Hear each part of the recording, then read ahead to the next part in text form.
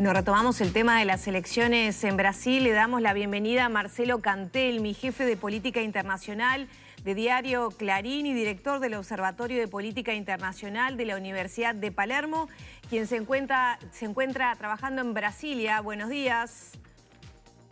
¿Qué tal? Buenos días, ¿cómo estás? Marcelo, gracias por estos minutos. Bueno, ¿cómo amanece la capital de Brasil después de la jornada intensa del día de ayer?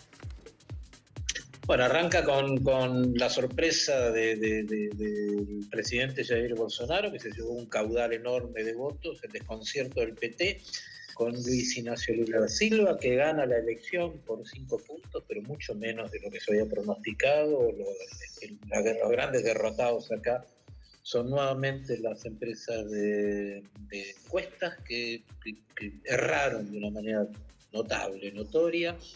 Pero por detrás de ese fallido hay evidentemente un cambio muy importante en Brasil que se detecta con este voto, en donde se ve que la gente votó por Lula, pero con límites, ganó por puntos, no por nocaut. No lo castiga totalmente a Bolsonaro, pero lo suficiente como para no consagrarlo, debido precisamente a los tonos autoritarios que tiene el presidente. Y manda a los dos a un balotaje dentro de 4 semanas nada menos, donde van a tener que hacer un gran esfuerzo para demostrar por qué pueden ganar a la clase media, que es un sector muy moderado, en un país que está claramente girando hacia el centro, desde el centro hasta la centro derecha, casi sin dejar mucho rastro de la vieja izquierda. Hace un ratito dialogábamos acá con un analista uruguayo y decía que bueno, lo que queda de acá hasta el 30 de octubre va a ser muy convulsionado. Vos lo describías muy bien, ¿no? Este escenario, por llamarle nuevo de alguna manera, y que incluso podría tener hasta ribetes de violencia. ¿Qué valoración haces tú de este trayecto que comenzó ayer y que va a tener, digamos, su finalización el 30 de octubre cuando sea la segunda vuelta?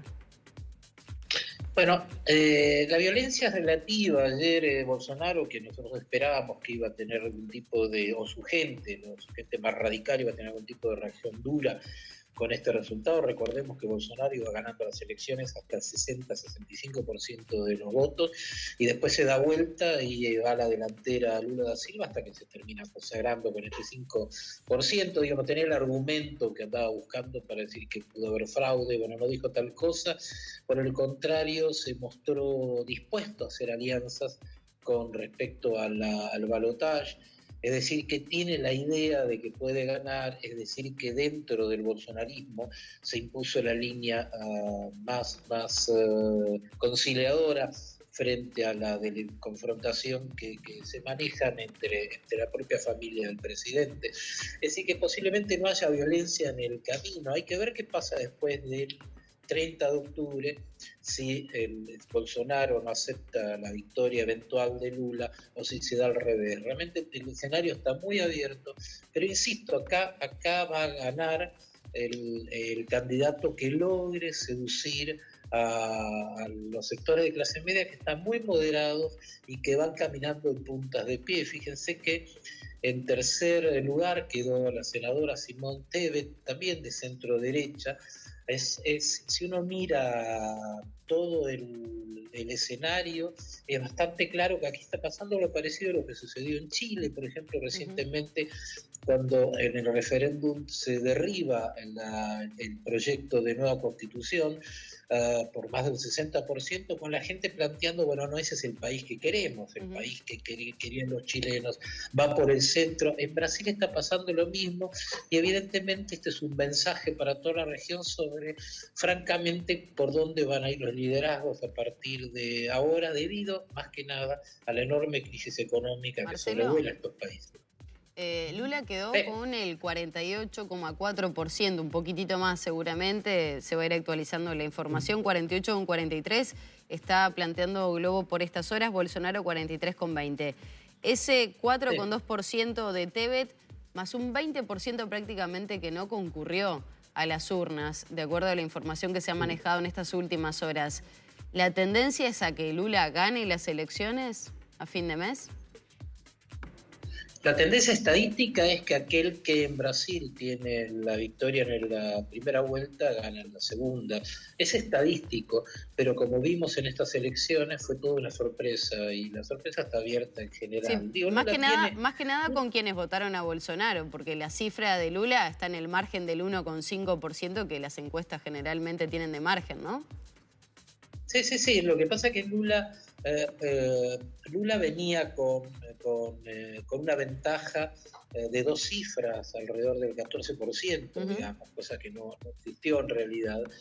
Acá hay que ver, francamente, hasta qué punto Bolsonaro se revierte, se transforma y logra ser un poco más condescendiente, abrirse para ver si gana ese sector medio, o bien Lula, que es muy probable que lo logre, que profundice lo que ha venido haciendo en esta campaña, que tengamos en cuenta, él encabeza una alianza de 10 partidos donde hay una tenue izquierda y casi todos son de centro-derecha, es decir, tiene condiciones como para acercarse a un sector que todavía le tiene desconfianza. Lula hizo 2 buenos gobiernos, pero el PT terminó de una manera muy escandalosa con la corrupción del Lava Jato y con una crisis económica espantosa, que es sobre la cual se monta Bolsonaro y logra llegar a la presidencia. Y acá se lo facturan todavía a Lula. Lula tiene que hacer una autocrítica, dice la gente. Si no hace esa autocrítica no le vamos a creer, y lo más probable es que este mes para Lula sea de una transformación muy profunda. Vamos a ser un dirigente que va a hablar muy poco de Venezuela, va a hablar muy poco de Argentina, posiblemente critique estos modelos que han fracasado duramente. Digo, el populismo está muy retranca en la región, precisamente porque no Marcelo, tiene capitales como la aparición este fin de semana, sobre todo los últimos días, por ejemplo, de Neymar, ¿incidió en también que Bolsonaro alcanzara más votos de lo pensado?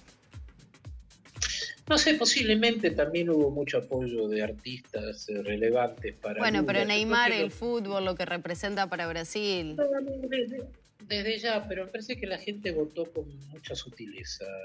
Yo no estoy muy de acuerdo con la gente que está haciendo análisis, como he visto hoy, respecto a que Lula es una isla rodeada por la ultraderecha. Me parece que la gente votó con bastante cuidado, que es un poco lo que decía al comienzo, y habría que ver de qué manera esto se manifiesta en adelante.